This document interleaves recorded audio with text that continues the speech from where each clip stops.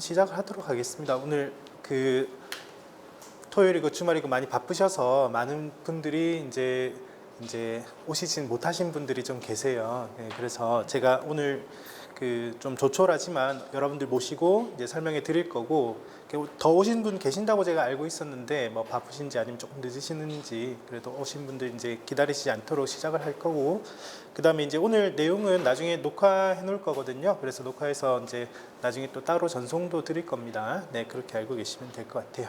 자, 이제 일단 시작하도록 하겠습니다. 반갑습니다. 저는 피넛 영어 수학 학원의 이제 원장 강유하입니다. 반갑습니다. 네.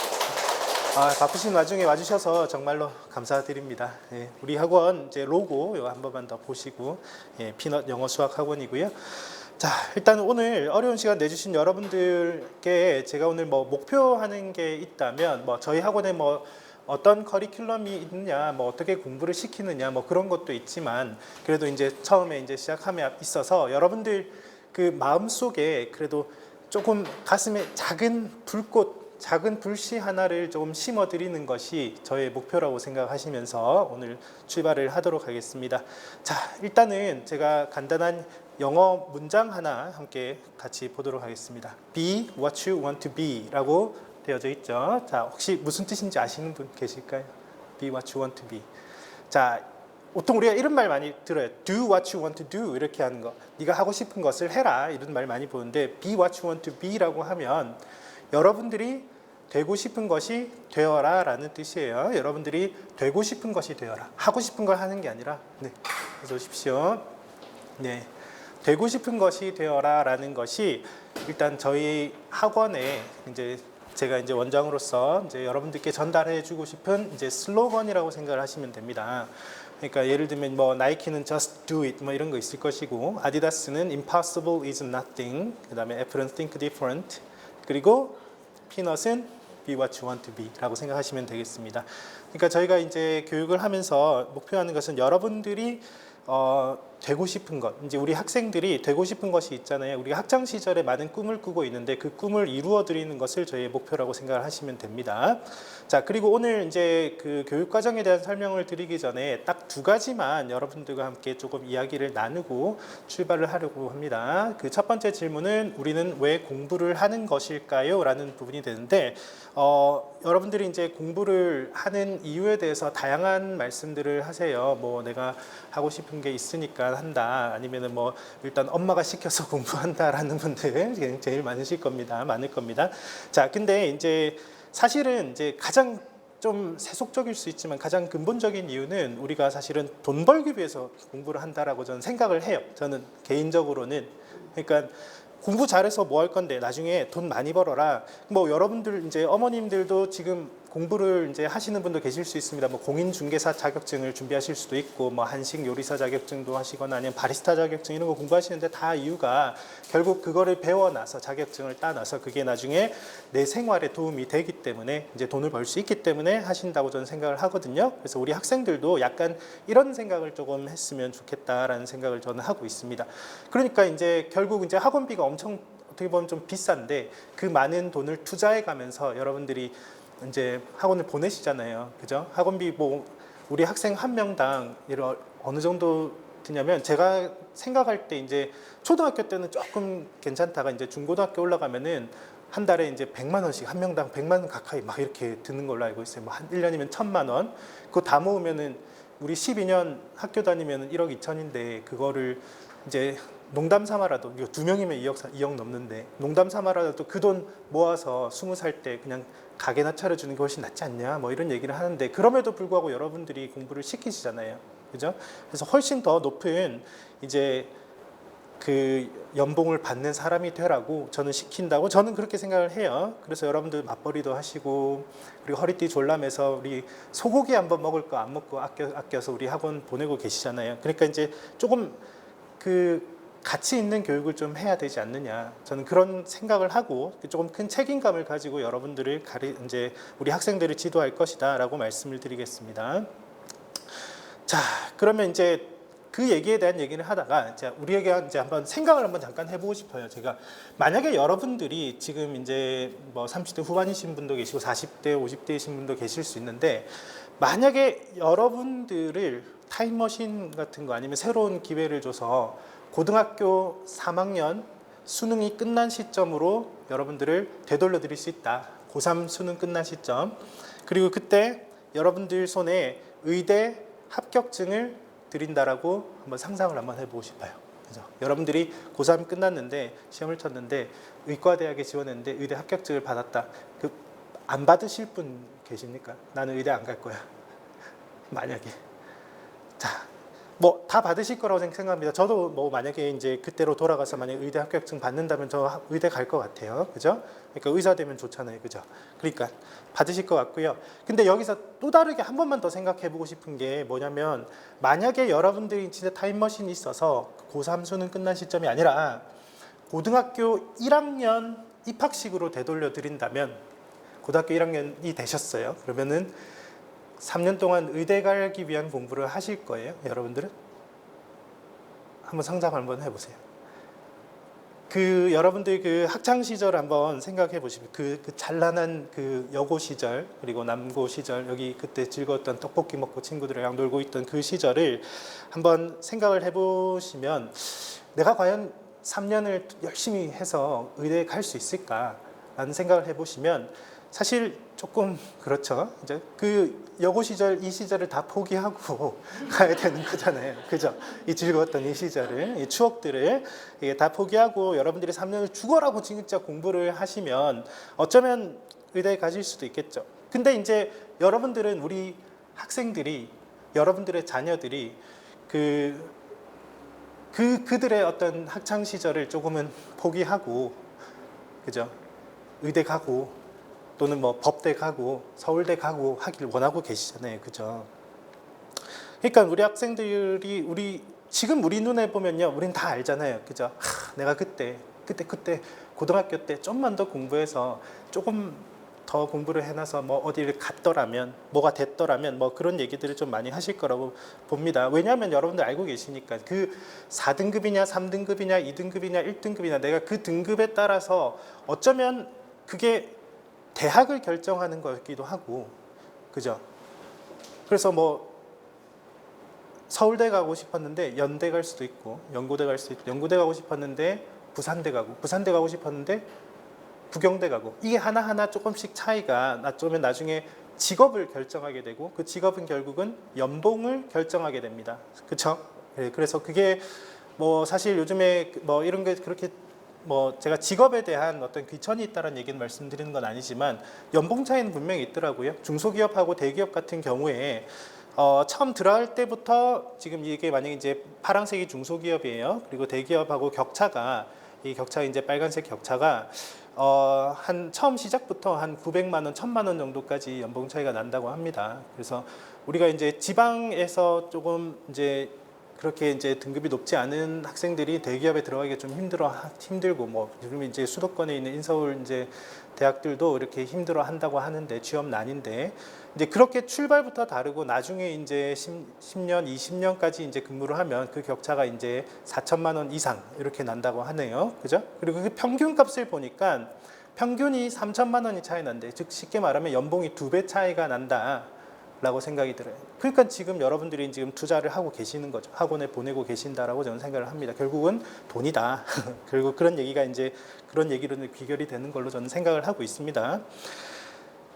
그래서 여러분들이 지금 인생에서 여러분들이 우리 학생들이 이제 지금 이 시기가 세상에서 가장 중요한 시기라고 저는 생각합니다. 나중에 그 대학에 가고 졸업을 하고 이제 취직을 하고 거기서 자신의 이제 경력을 바꿀 수도 있겠지만 그 결정을 아주 시작할 수 있는 그 결정은 사실 지금이라고 저는 생각을 하거든요. 어떤 대학을 갔느냐, 어떤 전공을 했느냐 이런 것들을 지금 여러분들이 결정을 하고 있다라고 저는 생각을 하고 있습니다.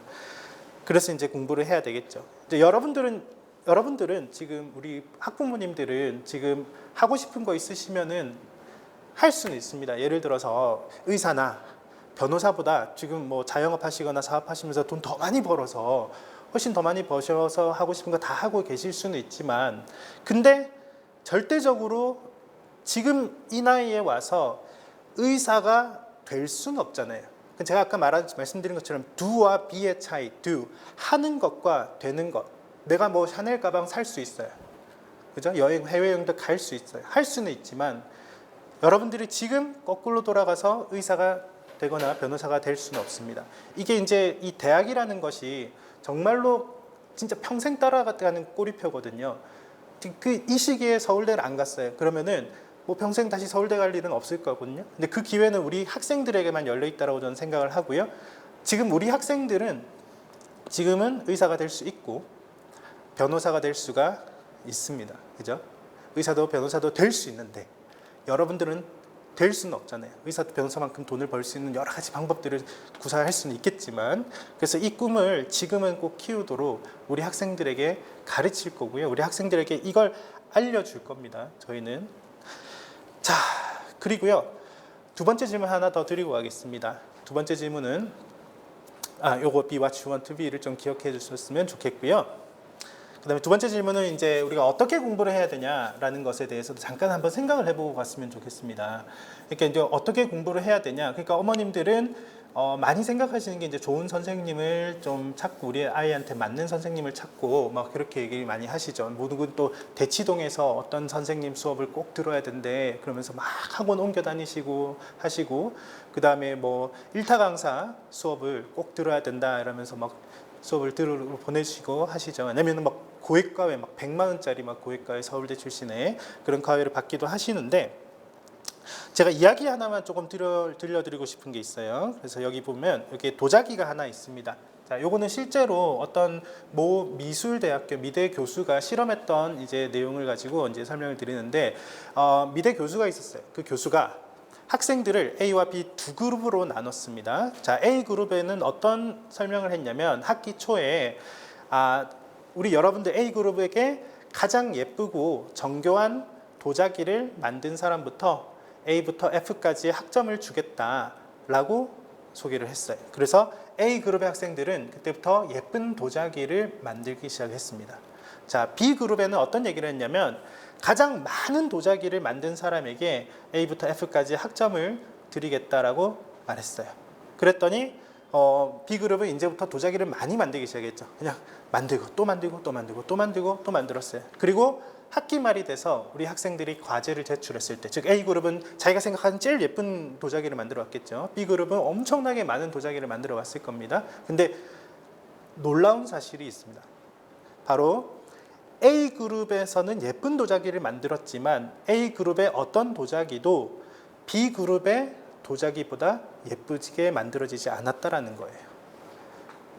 우리 학생들이 그걸 알고 계셔야 돼요. 이건 실제로 있었던 실험이었는데, 이 B그룹에서 엄청나게 많은 도자기를 만들기만 했는데 그 만드는 과정 속에서 우리 학생 만드는 과정 속에서 이제 도자기를 얼마나 정교하게 만들고 어떻게 만들어지는가가 숙달되고 자기 것이 되고 체득이 돼가지고 B그룹의 도자기가 대충 만들어도 훨씬 예쁜 도자기가 되더라라는 것이 실험으로 나와 있거든요. 결국은 이제 양이냐 질이냐에서 질은 중요하죠. 예, 질은 중요하지만 양이라는 것이 결국 어떨 때는 질이라는 것을 넘어서는 경우들이 또 많이 있어요. 학생들이 공부를 할 때 공부 어떻게 해요? 뭐 이 문제 어떻게 풀어요? 뭐 개념만 알려주시면 끝나는 게 아니라 우리가 엄청나게 많은 양의 우리가 연습과 훈련을 하셔야지 그게 엄청난 자기의 이제 숙달이 되면서 완전히 자기 것이 되어 가거든요. 자, 우리가 이제 배운다라는 개념이 있고요. 우리가 안다라는 개념이 있는데 우리 학생들이 많이 착각을 해요. 배운다는 안다와 동의어인 줄 알고 있어요. 난 배웠어. 그러니까 난 알아. 그죠? 나는 뭐 예를 들어 수학 시간에 근의 공식을 배웠어. 난 근의 공식을 알아. 피타고라스를 배웠으니까 피타고라스를 알아. 라고 생각을 하시는데 절대 저는 이렇게 생각하지 않습니다. 배운다와 안다는 자기 똑같은 동의어가 아니다. 근데 이제 제가 한 번씩 학부모님들이나 우리 학생들 보면 가끔씩 좀 재밌는 경우들이 있는데 하루의 스케줄을 진짜 빡빡하게 학원들로 채워놓으신 부모님들이 계세요. 학교 마치자마자 어떤 학원 가가지고 어떤 학원 수업 끝날 때까지, 심지어 수학 학원을 2개, 3개 보내시는 분도 봤습니다. 근데 여기서 수학하고 또 다른 학원에서 수학을 또 하는 거예요. 그리고 집에 가서 인강 하나 더 보는 거예요. 무슨 공부를 그렇게만 하고 있는데 저는 이렇게 생각합니다. 이제 그렇게 공부를 하는 거는 예를 들어서 이제 이렇게 생각하는 게 수영을 잘하고 싶어. 그럼 수영을 잘하고 싶으면 누구한테 배우면 제일 좋겠어요? 우리나라에서는 박태환한테 수영 배우는 게 제일 좋겠죠. 나 훌륭한 피겨 선수가 되고 싶어. 그러니까 훌륭한 피겨 선수가 되기 위해서 그죠? 김연아한테 배우는 게 제일 좋겠죠. 그죠? 네, 그렇게 배우면 제일 좋다고 생각을 하고 하루 종일 박태환, 김연아 영상만 보는 거랑 똑같다고 저는 생각을 합니다. 무슨 말인지 아시겠어요? 그러니까 내가 하루 종일 집에 앉아서 과자 먹으면서 박태환 영상을 보는 거야. 김연아 영상을 보는 거야. 아니면 골프 잘 치고 싶으면 타이거 우즈만 계속 보는 거예요. 그리고 나서 이제 실제로 물에 들어가면은 수영을 잘할 수 있을까에 대한 궁금증이 있죠. 그죠? 절대로 잘할 수 없다라고 생각을 하거든요. 그러니까 물론 박태환이랑 김연아한테 배우면 좋죠. 네, 당연히 좋습니다. 그죠? 대신에 이제 예를 들어서 이제 박태환이 물에 들어가서 이제 수영하는 걸 봐주고 1시간 정도 코칭을 해주고 박태환이 떠나가고 그리고 남아서 자기가 10시간을 수영을 더 해야 된다는 거예요. 무슨 말인지 아시겠죠? 그래서 결국은 자기 공부를 하는 시간을 반드시 가져야 된다라는 거, 그게 제일 중요하다라고 저는 생각을 합니다. 그죠? 솔직히 박태환 수영을 보면 좋지만 박태환의 걸 보는 게 아니라 박태환에게 코칭을 받는 게 좋아요. 그죠? 왜냐면 우리나라에서 제일 잘하는 사람이니까, 제일 수영을 잘하니까 보고 고칠 점이 무엇이고 방향은 잡아주고 대신에 그 방향대로 연습은 자기 연습을 반드시 해야 된다. 배우기만 하는 것은 절대로 아는 것이 아니다라는 것을 여러분들께 먼저 말씀을 드리고 싶어요. 그리고 뭐 종이학 이론이라고 해서 이거는 우리 학생들한테 제가 이제 수업을 할 때 이런 동기부여하라는 이런 이야기를 좀 많이 하거든요. 제가 이제 수업을 할 때는. 그래서 이 이론은 제가 만든 이론이에요. 예, 제 마음대로 제가 만든 이론이고, 제가 이제 종이학을 접는 거에 대한 것을 우리가 여러 번 생각을 좀 해보는데, 처음에 종이학을 접는 방법을, 만약에 여러분들이 종이학 접는 방법을 모른다고 생각하시고 제가 종이학 접는 법을 알려드리겠죠. 여기서 앞에서 종이학을 접어요. 열심히 접고 여러분들도 보면서 따라 접어요. 쌤 이렇게 접는 거예요, 저렇게 접는 거예요, 이렇게 하면서 따라 접을 거예요. 이제 그렇게 접다가 이제 하나의 종이학이 완성이 되는 겁니다. 보통 하나에 접는데 한 10분 정도 시간이 걸리거든요. 그러면은 어떤 학생들은 이렇게 얘기해요. 쌤 이제 종이학 접는 법 이제 알았어요. 그래서 또 한 번 더 접어봐, 이렇게 하면 접어요. 한 10분 걸려서 접습니다. 자, 근데 이제 이 종이학이라는 것을 만약에 여러분들이 이제 학창 시절에 좋아하는 오빠들한테 뭐 줄 거라고 1000마리씩 막 이렇게 접고 막 소원을 이룰 거라고 하시는 분들도 계실 건데, 그렇게 종이학을 1000마리를 접잖아요. 그러면은 700마리, 800마리, 900마리 가면서 완전히 종이학에 대한 장인이 됩니다. 그죠? 그래서 종이학을 진짜 눈 감고도 접고요. 1분이면 종이학을 접는데 그 종이학의 완성도도 엄청나게 높더라는 거죠. 그죠? 그래서 이런 얘기를 우리 학생들에게 많이 하면서 결국은 뭐다? 이렇게 하고 엄청난 양의 문제를 주는 거죠. 학생들에게. 자, 그 문제를 풀어야지만 자기가 이 하나의 수학 공식이 자기 것이 되려면 이 수학 공식을 배워서 어떻게 하는 건지 알겠다가 아니라 그 수학 공식을 첫 문제에 적용을 하면서 자기 걸로 만들어야 된다라는 것이 이제 우리 학생들의 마음속에 꼭 넣어줘야 되는 것이다라고 저는 생각을 하고 있습니다. 그러니까 이런 일상의 지혜들을 가지고 이제 어떻게 해야 되는, 이게 단순한 원리잖아요, 그죠? 근데 그럼에도 불구하고 우리 학생들이 그렇게 공부를 안 해요. 그렇게 안 하고 보기만 보고, 학원에 와서 보기만 보고 저 배웠어요, 이제 알겠어요, 이런 얘기를 하고 간다라는 겁니다. 그죠? 네, 그런 경우들이 너무 많아요. 종이학 이론이었고요. 교육과정 이제 말씀드릴 거예요. 이제 시작을 하는 건데요. 그 말씀드리기 전에 아까 하나만 좀 아쉬워서 말씀드리자면, 이제 구구단, 제가 또 학생들한테 이런 얘기 더 많이 합니다. 너 구구단 공부할 때처럼 공부해라, 제발. 그럼 쌤 구구단 너무 쉬운데요? 이렇게 얘기를 하거든요.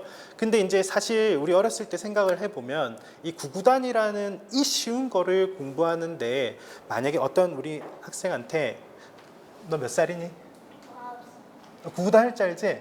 너 구구단 외우는데 얼마나 걸렸어? 며칠 걸렸어? 오래 걸렸어? 자, 구구단을 일주일 만에 만약에 외우는 사람이 있으면 우리 뭐라 그러냐면요, 천재라고 그래요. 구구단 일주일 안에 외우는 애가 있으면 우리 애가 천재라고 그렇게 생각을 합니다. 그죠? 근데 우리 중고등학생들은 처음 배우는 미분 적분을 공부하면서 일주일 공부해보고 와, 쌤 이게 너무 어려서 못하겠어요. 미분은 저 수학은 안 되는 것 같아요. 단지 일주일밖에 이제 투자를 안 해놓고, 그죠? 보통 우리가 구구단 외워도 한 달이나 또는 그 이상 우리 아이들 가르쳐 보셨으면 그렇게 이제 외우는데 시간이 걸렸는데, 근데 그때 그렇게 공부를 해야지만 구구단이 자기한테 쉬운 게 되는데, 그때 당시는 자기한테는 이 미분적분보다 더 어렵죠. 구구단, 세상 구구단 이렇게 어려운 이 수학이 어디 있어, 그죠? 근데 그게 자기한테 쉬워지려면은 정말 한 달 이상의 시간을 가져야 되는 거예요. 근데 수학도 우리 고등 수학도 마찬가지죠. 영어도 마찬가지고요. 그 많은 시간들을 자기가 투자를 해야 되는데 한 일주일 해보고 와, 미분은 저랑 안 맞는 것 같아요. 와, 뭐지? 이렇게 해서 포기를 한다라는 겁니다. 자, 어쨌든 이게 서론이 너무 길었는데 사실은 우리 학원의 이제 영어 수학 교육 과정을 말씀드리겠지만 그것보다 더 중요한 게 저는 앞에 얘기라고 생각을 해요. 여러분들이 여러분들의 이제 자녀분들에게 뭐 좋은 말씀을 많이 하는데 무엇이 이제 진짜 공부 방법인지 혹시라도 어머님들 기회 되시면 한번 말씀을 드렸으면 좋겠고요. 자, 일단은 저희 학원이 이제 영어 전문 학원이었는데 이제 수학이라는 과목을 이제 추가를 하게 되었고 이제 그 부분에서 설명을 조금 드리겠습니다. 자, 수학 같은 경우에 지금 여기 두 번째 이제 초등 사고력 수학이라는 것에 대한 어떤 오늘 소개가 조금 집중적으로 들어갔는데 오늘 뭐 초등 어머님 아니신 분도 계시지만 그래도 한번 들어보시면은 그래도 도움이 되실 거다라고 생각을 합니다. 자, 일단 하나씩 설명드리자면 이제 초등 교과 수학 같은 경우는 여러분들이 꼭 공부하셔야 될 필수 교과 과정이에요. 사실은 이제 초등 저학년 때는 엄마표 수학을 좀 많이 하세요. 그리고 문제집 사가지고 푸셔도 사실은 어느 정도는 좀 풀린다. 우리가 여러분들 어머님들도 다 이제 고등 교육을 다 받으시고 하셨기 때문에 이제 학생들 가르치는 큰 문제는 없는데 이제 문제는 이제 아이들을 이제 가르치는 데 있어서 이제 자제력을 이루시죠. 그렇죠? 이 통제가 안 되는 거예요. 그렇죠? 그것 때문에 이제 학원을 좀 많이 보내시면 우리가 전문적으로 우리 학생들을 친절하게 잘 케어를 하고 뭐 어렸을 때 배우는 모든 교과 과정, 여기 초등 교과부터 이제 고등 교과까지 전부 다 당연히 이제 확실하게 케어 드리는 거는 사실은 뭐 큰 이제 차이가 없는 건데 사실은 이제 초등 사고력 수학이라고 하는 것이 이제 오늘 조금 여러분들이 좀 알고 계셨으면 좋겠습니다. 사실은 여러분들도 이제 어렸을 때부터 사고력 수학을 해야 되냐 말아야 되냐 사고력 수학 들어는 봤는데 좋다던데 우리 애가 꼭 해야 되는 건지 안 해야 되는 건지에 대해서 좀 고민을 많이 하시더라고요. 근데 그 고민은 저도 했어요. 왜냐면은 제 이제 첫째 딸이 이제 초등학교 2학년인데 저는 이제 학원을 이제 15년 정도 운영을 하고 이제 과거에도 계속 영어 수학 학원을 운영을 해 왔는데 사실은 사고력에 대해서 조금 부정적인 시각을 좀 갖고 있었습니다. 사고력이란 걸 굳이 해야 되냐? 차라리 이 연산하기도 바쁜데 그리고 우리 초등학교 이제 제 딸한테도 실제로 시켜 보니까 아니 뭐 그냥 개념 플러스 유형 같은 교과 수학도 푸는데 많이 틀려요. 잘 못 푸는 거예요. 그리고 글로써 되어 있는 거 잘 읽고 막 이렇게 풀지 않고 정답을 뭐뭐 한 것은 몇 개인가요? 이렇게 물어봤는데 완전히 엉뚱한 답을 적어 놓는 거. 그죠? 이제 그 문제가 이제 의도하는 바와 좀 다른 것들을 이제 많이 하더라고요. 그래서 그래 뭐 이런 교과도 못하는데 무슨 사고력이야. 사고력은 좀 더 훨씬 더 높은 고차원의 이제 수학이라고 저는 생각을 했는데, 근데 이제 저희 와이프는 이제 사고력 수학이 또 좋다고 하니까 사고력 수학을 좀 따로 알아보더라고요. 그러니까 눈높이 하고 집에서 이제 또 다른 개념 플러스 유형 이런 거 문제집 사서 풀리고 이렇게 하는데 맨날 싸워요. 맨날 이렇게 싸우는 걸 이제 왜 그렇게 싸우나 이렇게 생각하는데 그러다가 또 사고력 수학을 하나 이제 찾아보시더라고요. 뭐 많이 들어보신데 다 가봤어요. 소마도 가보고 뭐 와이즈만이라든가 뭐 이런 것도 다 이런 데 다 가봤는데 어쩌다 보니까 이제 저희 집 좀 가깝고 학교 가까운 곳에 이제 C2M이라고 하는 학원이 있더라고요. 이제 거기도 이제 사고력을 한다고 해서 이제 가봤는데 이제 저는 아까 말씀드린 것처럼 사고력에 대해서 조금 안 믿는 사람이었는데 거기를 다니고부터 학생이 조금 변하기 시작했어요. 우리 아이가 좀 변하기 시작한 게 글을 조금 읽을 줄 알고 그 다음에 개념이라는 것을 조금 이해를 좀 잘 하더라고요. 그래서 이제 이게 뭐지 사고력이 괜찮네 생각보다 괜찮네라는 생각을 하기 시작하면서 이제 사고력이 그러면 그 C2M 뭔데? 그럼 저는 이제 학원하는 사람이잖아요. 그러니까 C2M 뭔데? 한번 나도 보자. 이러면서 이제 들여다보고 보다 보니까 재밌어요. 이제 어른인 제가 봐도 수학을 좀 재밌게 접근을 하고 좀 편안하게 저절로 좀 이해를 좀 하게끔 하고 또 새로운 사고를 좀 하게끔 만들어 주더라고요. 그래서 근데 난 학원 하는 사람이니까 그래? 그럼 나 우리 학원에서 이거 하면 안 될까라는 생각을 좀 했고 그래서 이제 전화를 했죠. 제가 무슨 학원을 하는 사람인데 이거 뭐 가맹을 할 수 있느냐. 그러니까 할 수 있대요. 그래서 제가 가져왔죠. C2M이라고 하는 건데 일단 이제 들어보니까 저는 이제 이분에 대해서 전혀 모르고 있었습니다. 한헌조라는 분이시고요. 이분이 알고 보니 우리나라의 그 사고력 수학의 거의 창시자이자 뭐 사고력 수학의 아이돌 같은 분이세요. 그래서 이분이 쓰신 책들이 이 플레이 팩토라든가 소마도 이분이 쓰셨고요. 그다음에 디딤돌의 최상위 문제라든가 뭐 요즘 필드 더 클래스라고 하는 이제 유명한 이제 학원들도 이제 대치동에서 유명한 학원이 있는데 사고력 수학이에요. 그런 것도 쓰시고 CMS도 이분이 만드시고요. 그 다음에 플라토, 그 다음에 이 C2M도 역시 자체 브랜드로 만드셨어요. 이쪽에는 이제 교재를 이제 만드셨고요. 여기는 C2M은 본인이 이제 운영하시는 사업체라고 생각하시면 돼요. 자, 그러니까 요 분의 이제 C2M 홈페이지를 가보면 이제 꿈꾸는 아이들을 위한 교육 사다리가 되겠습니다. 이거 글씨 잘 안 보이실 거예요. 근데 이 내용을 읽어보면 어떤 아이들은 수학 덕분에 매일매일이 즐겁고 어떤 아이들은 수학 때문에 하루가 힘겹다. 어떤 아이들은 수학 덕분에 남들보다 큰 꿈을 꾸고 어떤 아이는 수학 때문에 자신의 꿈을 접게 됩니다. 수포자가 돼서. 그러니까 지금까지 우리 교육이 지겨운 연산 학습으로 아이들을 지치게 만들고 맹목적인 문제풀이식으로만 학생들의 창의적 재능을 억눌려 왔는데 이제 수학 교육이 바뀌어야 하고 진정한 수학 실력은 계산력이 아니라 사고력이다라고 생각하시는 분이세요. 그죠? 그래서 이렇게 이제 수학의 교육에 바뀌게 될 것이다. 근데 이제 제가 아까 말씀드린 것처럼 엄청난 양의 문제는 풀어야 되긴 풀어야 됩니다. 근데 이제 이걸 할 수 있는 시기는 사실은 초등학교 때밖에 없다. 그래서 초등학교 때 사실은 제가 보니까 생각보다 많은 걸 하더라고요. 고등학교 때 공부하는 확률과 통계 또는 뭐 순열이라든가 조합 같은 것들도 자연스럽게 초등학교 때 접하게 되면서 나중에 중고등학교 때 만났을 때 그런 것들을 아주 편안하게 이해를 하고 접근을 할 수 있는 그 기초를 엄청나게 다지고 있다는 것을 제가 이제 느꼈기 때문에 요거 괜찮다. 이걸 내가 해야 되겠다라는 생각을 좀 하게 되었습니다. 그래서 이 C2M을 잠깐만 소개해 드릴 거고요. 이제 저희 학원에서는 이제 운영하게 될 이제 브랜드라고 생각하시면 됩니다. 초등부에 있어서 이제 크게 두 가지로 나뉘어지는데 첫 번째는 이제 C2M 클래스라고 하는 수업이 있습니다. C2M 클래스 같은 경우는 교과 이제 우리 학교에서 배우는 교과와 연계된 사고력 수학이고요. 그러면 이거는 이제 교구 같은 것들을 사용해서 이 수의 규칙이라든가 도형, 입체 도형이라든가 이런 것들을 전부 다 개념적으로 이해를 하게 됩니다. 근데 이게 꼭 어렸을 때는 막 우리가 외우고 공부를 시키고 책의 어떤 평면의 그림 속에서 이해를 했잖아요. 그죠? 이제 평면 속에서 이해를 했던 책 속에서 종이 위에 적혀 있는 그려놓은 거. 근데 그걸 실제로 입체적으로 우리가 보면서 이 수와 이 개념에 대해서 좀 충분히 이해를 하더라라는 것이 교과 연계형 사고력이고요. 자, 그 다음에 이제 두 번째는 C2M RAT라고 하는 건데 이거 진짜 제가 좋아하는 교재입니다. 제가 너무나도 좋아하는 이제 교육 이제 커리큘럼인데 이게 거의 최상위 사고력으로 보시면 되는데 이 교재 같은 경우는 제가 재밌어서 제가 풀어요.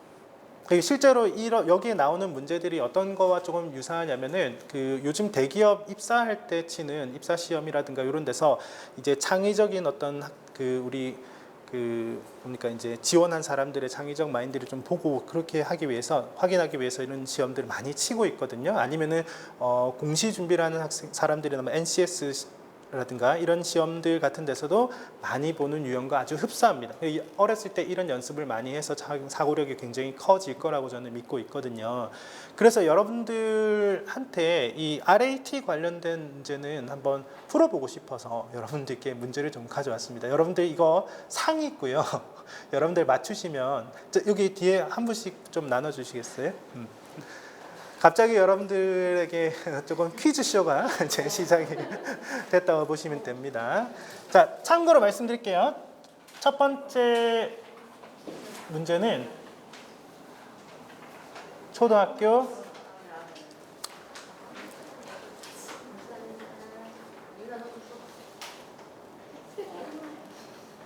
2학년 문제입니다. 자, 네, 안 드려도 됩니다. 자, 이건 약간 퀴즈고 이제 맞춰보는 이제 즐거움 한번 느껴보시고 자 제일 먼저 맞추신 분 손 들어주시면 됩니다.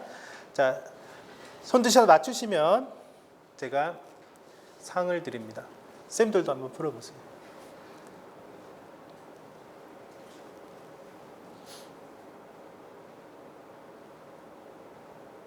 초등학교 2학년 거예요. 뭔데? 대각선 1, 2, 1, 2. 좋아요. 그러면 나머지들은 규칙이 없어? 제일 위에 줄에서 옆으로 가면 이씨 커지고 옆으로 가면 이씨 커지고 오, 그래. 좋아. 아주 좋아요. 그러니까 우리 아이들이 이걸 보면서 얼마씩 커지는지 스스로 계산을 해보고 자꾸만 생각을 하거든요. 이제 이 생각하는 과정 속에서 정말 여러 가지 방법들을 이제 고려해보고 하는 건데 여러분들 아마 조금 시간이 걸리실 거예요. 자, 그래서 네, 8 이유는 뭔가요? 더하기에서 1의 자릿수 10의 자릿수를 빼셨다. 자, 그러면 무슨 말씀이신지 설명을 원래라면 이제 우리 학생들 같은 경우는 여기서 이제 자기가 생각했던 것들을 설명을 하는데 한번 이렇게 한번 만들어 볼까요? 자, 제가 한번 1 더하기 3 더하기 5는 9 됐습니까? 4 더하기 2 더하기 7은 13인데 10의 자리를 빼고 8 더하기 5 더하기 1 더하기 1은 14죠. 14인데 10을 빼고 3 더하기 9 더하기 6은 18 해서 이 숫자 8이 정답입니다. 와, 보셨습니다. 자, 선물이 있습니다. 자, 요거 네, 감사합니다. 1등상 못 푸신 분들을 위해서 한 문제 더 풀어보겠습니다. 두 번째 문제. 네. 자, 이상한 시계입니다. 생각할 시간 드리고 만약에 안 되시면은 제가 힌트 하나 드릴게요.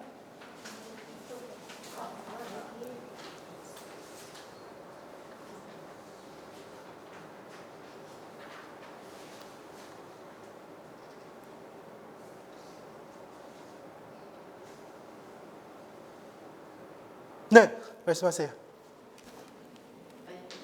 네.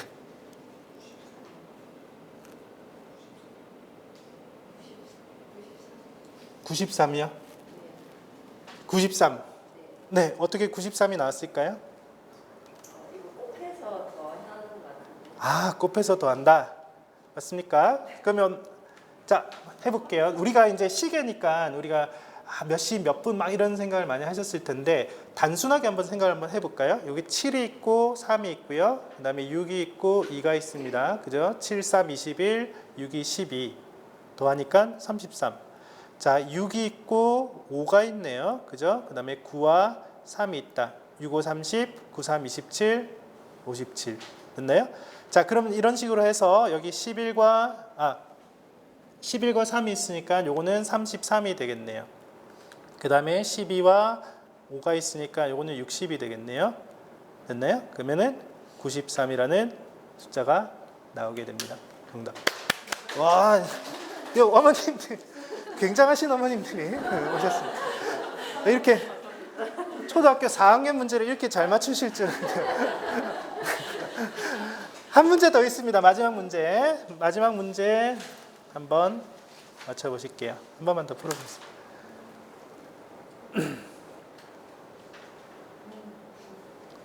바로 보이시는 분 계시죠?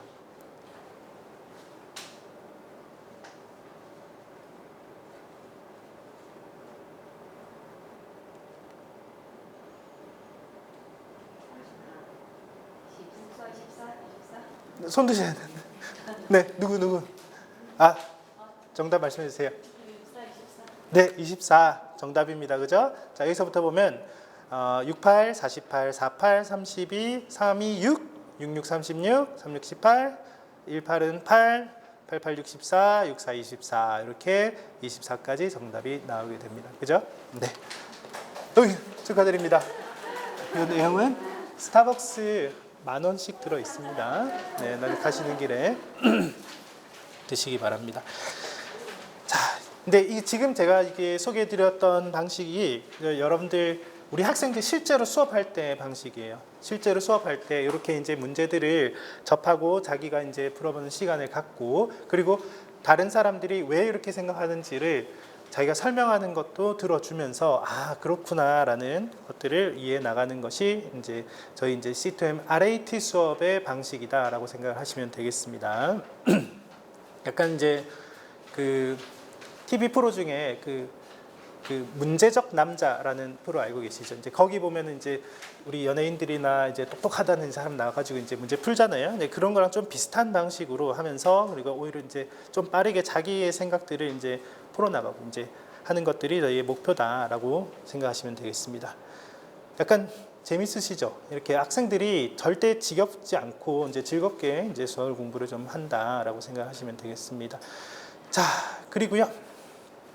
이제 초등 교과 이제 이 초등 사고력 수학에 대해서 이렇게 좀 소개를 드리고 싶었고 이제 아까 말씀드린 것처럼 두 가지 교과 연계형 이제 교과 개념을 아주 자연스럽게 이해하는 교과 연계형이 있고 방금 보여드린 것 같은 이제 초등 완전 사고력 수학이 있습니다. 그리고 사실 이제 중고등부 수학 같은 경우는 사실은 이제부터는 진짜 아까 말씀드린 것처럼 양과 관리의 차이입니다. 양과 관리의 차이. 그러니까 사실 여러분들 고등학교 때 전부 다 정석책으로 공부하셨잖아요. 수학의 정석. 그러니까 얼마나 많이 팔렸는지 모릅니다. 그 책이. 그래서 그 수학의 정석 한 권을 제가 보고 또 보고 또 보고 한 3바퀴는 이게 돌려서 봤던 이제 기억이 나는데 그럼 요즘은 정석책도 나오긴 하는데 그 이외에 훨씬 더 많은 엄청나게 많은 자료들이 이제 존재를 하거든요. 그래서 제가 생각하는 이 수학은 관리다라고 생각을 해요. 관리. 어떻게 관리하느냐. 이 관리라고 하는 게 사실은 이제 이 학생들에게는 이제 개별 이제 모두 다 똑같이 정석만 다 풀고 이렇게 하는 거는 사실은 요즘 시대에 맞지 않다. 다 기성복을 입을 수는 없고 본인한테 딱 맞는 옷을 입혀줘야 된다고 저는 생각을 하거든요. 그래서 뭐 요즘을 우리가 빅데이터 시대라고 하고 엄청난 자료의 홍수 속에서 어떤 자료들을 우리 학생에게 필요한지를 정확하게 판단해서 케어해서 그 자료들을 풀게끔 하고 그리고 아까 박태환 수영도 말씀드렸지만 내가 수영하는데 박태환이 옆에서 봐주면서 너 지금 팔을 조금 잘못 쓰고 있으니까 이쪽 팔을 조금 굽혀보렴 이렇게 해보렴 이렇게 계속적인 코칭을 하고 그에게 필요한 것들을 계속 연습을 시키고 훈련을 시키는 그 관리가 가장 중요한 거라고 저는 생각을 하고 있거든요. 그렇기 때문에 뭐 별다른 시스템이 아니에요. 별다른 시스템이 아니라 별다른 관리가 우리 중고등학교 수학에서 가장 중요한 부분이다. 그래서 우리 학생 한 명 한 명을 고려해서 개별 맞춤형 관리를 실시를 할 겁니다. 그렇기 때문에 우리 학생이 부족한 부분이 있으면 그 단원의 문제를 계속 풀고 더 훨씬 자기 것이 될 때까지 엄청난 자료로 승부를 보는 것이 저희 학원이기 때문에 사실은 여기는 뭐 시스템적으로 들어봤을 때는 뭐 아까 그런 뭐 RAT나 뭐 이런 것처럼 특별함이 없어 보일 수도 있지만 그게 결국은 학원의 가장 중요한 부분이고 그리고 우리 학생들이 바른 방향성을 잡고 바른 길로 그리고 나태해지지 않고 학생들이 제일 문제는 이제 나태해지거든요. 그럼 조금 하다 보면요 지치고 집에서 공부해볼게 하는데 그 집에서 공부가 안 되는 이유가 본인 자제력이 없기 때문입니다. 그렇죠? 그래서 그걸 계속 잡아지고 그다음에 세 번째로 동기부여를 계속 시켜줘야 돼요. 계속 동기부여를 시켜서 학생들이 포기하지 않고 끝까지 가게끔 해줘야 되겠고요. 자, 그래서 이제 수학은 사실은 이제 그런 부분들이 이제 핵심이고요. 어렸을 때 좀 기초를 잘 닦아놓은 친구들이 또 이제 중고등학교 때는 잘 하기도 합니다. 그리고 이제 초등부 영어로 갈 건데 영어는 원래 우리 학원이 좋은 시스템을 가지고 있습니다. 근데 이제 초등부 영어를 이제 영어가 이제 초등, 중등, 고등 과정을 가면서 영어는 조금 많이 바뀌어요. 근데 그 중에 이제 초등부 영어에서 가장 핵심은 저는 이렇게 생각합니다. 초등부 영어는 언어다라고 생각을 합니다. 그리고 제가 말하는 초등부는 1학년부터 한 4, 5학년까지라고 생각해요. 6학년은 초등부 아니에요. 중학생입니다. 그죠? 그래서 영어는 언어다라는 사고를 가지고 처음에 공부를 시켜야 됩니다. 왜? 중고등학교에 올라가면 언어로서 영어를 접할 수가 없어요. 그러면 원어민 영어를 해야 되겠네요. 그죠? 그래서 완전히 영어를 이제 어렸을 때 체득을 하듯이 이제 공부를 해야 되는데 그런데 이 원어민과의 이 수업을 단순하게 원웨이 수업은 제가 절대적으로 지양을 하고 있습니다. 왜냐하면은 많은 이제 어머님들이 많이 물어보시거든요. 학원 가면서 여기 원어민은 있나요? 이렇게 물어봐요. 그러면 원어민이 있다 없다로 판단을 많이 하시는데 이런 질문 안 해요. 원어민과의 어떤 수업을 하고 어떤 효과를 내고 계시는지는 잘 모르고 계시는 분들이 많으세요. 그래서 원어민이 있느냐? 그러면 이제 우리 원장님들이 또 많이 하시는 얘기가 뭐냐면 원어민 있는데 수업을 좀 이제 시키시다 보면은 우리 애가 원어민 수업에 들어갔는데 무슨 말인지 하나도 못 알아듣겠대요. 그냥 그렇게 해도 되긴 되는 건가요? 하면 원장쌤이 이렇게 말씀하세요. 네, 처음에는 원래 잘 안 들리지만 계속 원어민들과 접하다 보면 우리가 이제 영어에 대해서 조금 이제 거부감도 없어지고 영어가 좀 언어가 편안하게 들리고 그러다 보면은 이제 조금씩 좋아지는 거다. 거부감도 기초가 쌓이고 있는 거다. 이렇게 말씀을 하시는데 저는 실제로 그렇게 생각하지는 않습니다. 제가 생각하는 방법은 이제 실제로 자기 문장 하나라도 외워서 그 문장을 입으로 뱉어내고 말을 해야 된다라고 생각을 해요. 우리가 여러분들 어렸을 때 주입식으로 사실은 공부를 하셨잖아요. How are you? 마음속에 말씀 다 하셨죠? 그렇죠? Fine, thank you, and you 하셨잖아요. 그죠? 네. 그게 주입식으로 들어가 있기 때문에 그게 아주 1초도 안 걸리고 자연스럽게 이제 나오게 되는 거거든요. 그죠? 우리 사실은 언어는 사실은 초창기에는 모방으로부터 시작을 합니다. 우리 어렸을 때 엄마, 아빠 이렇게 말을 뱉어내기 시작을 해서 실제로 이제 엄마 오늘 반찬 뭐예요? 영어로 한번 해보세요. 엄마 오늘 반찬 뭐예요? 그것도 지금 여러분들 고등교육을 다 받으셨는데 잘 안 나오잖아요. 그죠? 네, 그게 잘 안 나오거든요. 그래서 어느 정도는 어떤 패턴적인 것들을 모방하고 해야 된다. 자, 그렇기 때문에 우리는 이제 어떤 글을 물론 자기의 생각을 글로 쓰고 그것을 외우고 암기해서 남들 앞에서 뱉어내는 연습을 해야 돼. 가장 간단한 게 자기 소개 같은 거, 그죠? 제가 이제 단순하지만 한번 시켜본 거 한번 보실게요.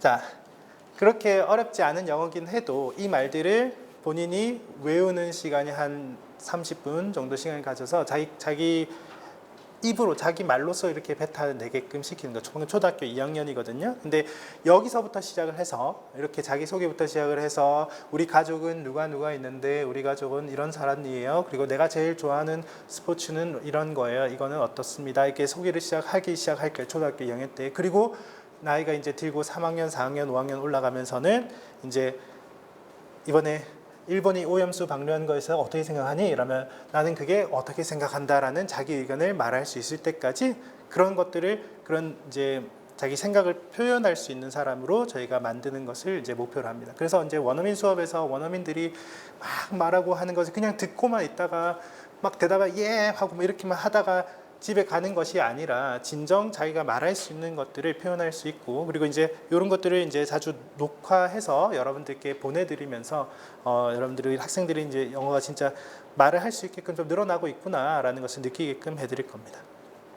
자, 그리고 초등부 영어 다음에 이제 중등부 영어, 사실은 고등부 영어까지 마찬가지 통으로 좀 가기는 가요. 이제부터는 또 학습의 영역으로 들어갑니다. 이때는 사실은 이제 그렇게 말하고 이런 공부를 할 시간이 없어요. 사실은 문법 그리고 독해 그리고 단어량을 극대화시키고 그다음에 이제 수능에 45문제 중에 17문제가 영어 듣기 문제예요. 영어 듣기도 해야 되고 이런 걸 다 하려면은 시간이 많이 부족하거든요. 이제 진짜 학습으로 들어가는데 근데 이제 제가 이제 생각할 때는 결국은 이제 고등학교 수능을 목표로 간다면 이제 글에 대한 사고력이 굉장히 커져야 된다라는 것을 저는 굉장히 영어에서 중요하다고 생각을 합니다. 그래서 사실은 이제 저희 영어 선생님들이나 제가 지금까지 오면서 영어 쌤들이 고등학교 한 2, 3학년 되면은 영어 수업 안 하시려고 그래요. 전 중학교까지만 영어 하신다 이렇게 하시는 분들이 많은데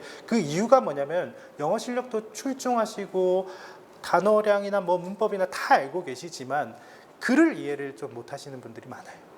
글을 이해를. 그래서 제가 이제 영어 이제 문장 이제 실제로 우리 올해 2023년 수능 특강에 나오는 지문 한 2개 정도는 가져가 왔거든요. 그거 이제 여러분들 한번 그냥 한번 보기만 한번 해볼게요. 제가 이 문장에 실제로 영문을 가져오지 않았습니다. 영문을 가져오지 않고 해석본을 가지고 왔거든요. 한번 읽어보세요. 원래 요 지문 하나를 푸는데 걸리는 시간 1분 30초에서 40초 정도 시간이 주어집니다. 실제로 시험장에서.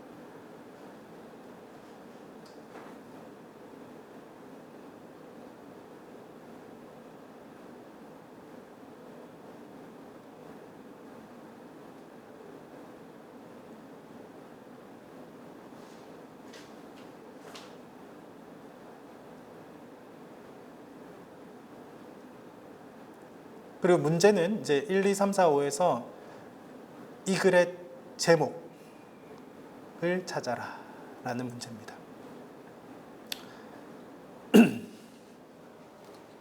제목은 또 한글 안 쓰고 영어로 써놨어요.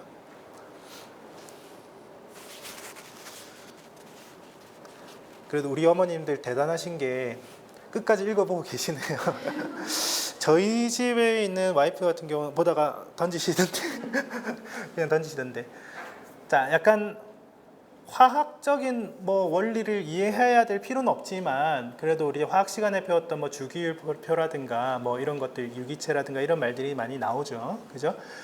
자, 여기 정답은 여러분들이 못 고르셔도 됩니다. 근데 우리 학생들이 이런 글을 이거는 번역해 놓은 거 영어로 된 글을 1분 30초 안에 이해를 해서 풀어야 되겠고요. 이 글의 중심 내용을 파악해야 되는 것이 우리 수능의 지금 형태예요. 그다음 두 번째 문제도 한번 잠깐만 볼 시간 드릴게요. 1분만 읽어보세요.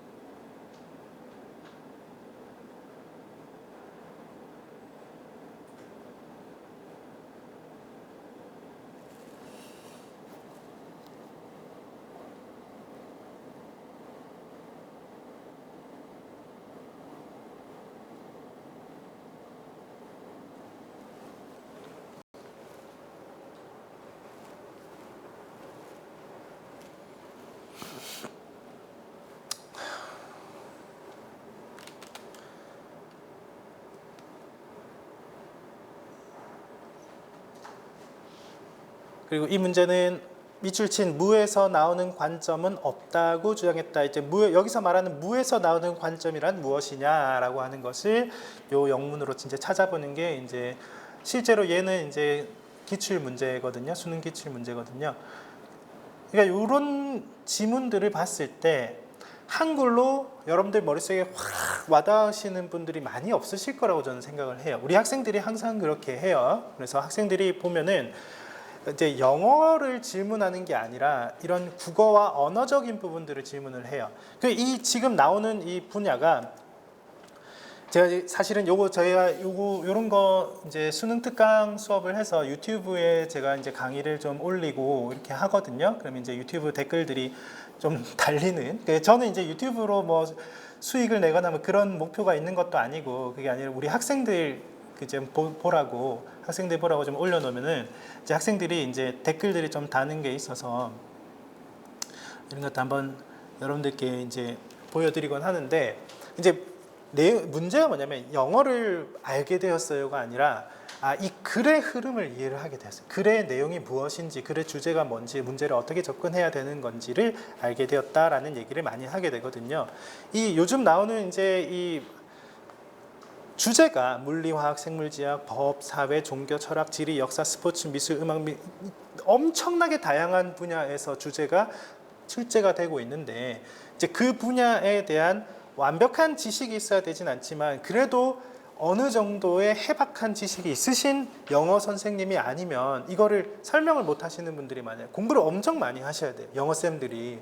그래서 이 하나의 지문을 설명하기 위해서 진짜 자료를 찾아보고 논문을 찾아보고 그래서 학생들이 설명을 하고 그러거든요. 엄청난 이제 에너지가 소요가 되는 경우들도 굉장히 많이 있습니다. 그러니까 이제 쌤들이 고3 수업을 안 맡으려고 하세요. 고등학교 3학년 수업을. 그런 이제 영어를 뭐 나 미국에서 태어났는데 영어 잘하는데 뭐 이렇게 하는 그게 안 된다니까요. 그걸로만 충분하지 못한 부분이 이제 고등학교 3학년. 그러면 우리는 중고등학교 때부터 뭘 해야 되냐면 이 엄청 다양한 분야의 글들을 계속적으로 노출시키고 글의 주제를 파악하고 글의 논지 그리고 글을 어떻게 전개해 나가는지에 대한 이해도 해야 되고요. 마치 국어 선생님이 돼야 됩니다. 영어가 아니라. 그렇죠? 그러면 영어 자체는 더 처음에 뒷받침이 되어줘야 된다. 그리고 또 내신 같은 경우는 또 문법 같은 것도 확실한 이제 이렇게 쌓아놔야 된다. 그래서 이제 중고등학교 때는 엄청 바빠요. 영어가 이제 뭐 그런 식으로 저희가 이제 진행을 한다라는 것을 여러분들이 알고 계셔야 되겠고요. 자, 이제 저희 이제 소개는 다 끝났거든요. 사실은. 그래서 이제 마지막으로 여러분들께 말씀드리고 싶은 거는 공부에 후회를 남기지 말자라는 것을 마지막으로 말씀드리고 인사드리려고 합니다. 좀 힘드시죠? 이게 오늘 같은 날 한번 우리 학생들 입장이 돼서 한번 우리 애들이 이렇게 앉아 있으면 좀 힘들겠구나. 그래도 내가 엄마로서 아빠로서 너희들의 마음을 한번 느껴봤다. 뭐 이렇게 한번 생각해 보시면 좋을 것 같고요. 자, 후회를 남기지 말자라는 말씀을 마지막으로 드리고 싶은데, 그러니까 이제 제가 지금까지 말씀드린 거 보면 꼭 1등을 해야 될 것 같고 1등을 하지 못하면 안 될 것 같은 뭐 그런 느낌을 좀 가지실 수도 있지만 저는 그렇게 생각하진 않고요. 뭐 예를 들어서 내가 정말로 학창 시절 노력 많이 하고 했는데 아니면 내가 달리기 선수인데 시합에 나갔더니 우사인 볼트가 나온 거야. 못 이기죠. 예. 이기지 못했으니까 난 실패자다 이렇게 생각을 하시지는 않으셨으면 좋겠다라는 겁니다. 그게 뭐 무슨 말이냐면 우리가 이제 학창 시절에 엄청 열심히 다들 나름으로 자기의 모든 노력을 해보고 만약에 서울대를 목표로 했지만 서울대에 탈락하고 떨어졌다고 할지라도 내가 학교에서 1등하고 싶었지만 1등을 못했다 할지라도 그 많은 경험치들이 결국은 쌓이고 자기 것이 된다라고 저는 믿는 사람이거든요. 그러니까 학창 시절에 맨날 뭐 노래방 가고 PC방 가고 또는 야자 땡땡이 치고 놀러 갔던 사람과 전교 1등을 못 하더라도 항상 꿋꿋하게 야자 끝까지 자기 자리에 앉아서 자기 공부를 했던 사람은 분명히 사회에 나가서 분명히 큰 차이가 있을 거라고 믿습니다. 그래서 어떤 사회에 들어갔는데 어떤 회사에 똑같이 입사했는데 어떤 그 맨날 땡땡이 치던 사람이 운이 좋아서 어떤 회사에 같이 입사를 했어요. 근데 이 사람은 그때 그 습관 그대로 어떤 틈만 나면 조금 도망치고 싶고 안 보이는 데서 막 카톡하고 막 이렇게 이제 게임하고 이렇게 하는 경향성이 더 많을 것이고 그렇지 않은 사람은 엄청 묵묵하게 이제 열심히 일을 해서 회사에서도 인정받는 사람이 될 가능성이 굉장히 높다라고 생각합니다. 근데 그 모든 습관, 그러니까 학창 시절의 공부는 저는 지식을 쌓는 게 아니라 어떤 사람의 됨됨이를 함양해 나가는 그런 과정이라고 저는 생각을 합니다. 그래서 학원에서도 마찬가지, 학원에서 숙제를 줬는데 숙제를 뺏겨오는 사람도 있고요. 아니면은 안 해오고 또는 와가지고 요 보면은 계단 앞에 앉아갖고 이렇게 막 급하게 하는 애들도 엄청 많아요.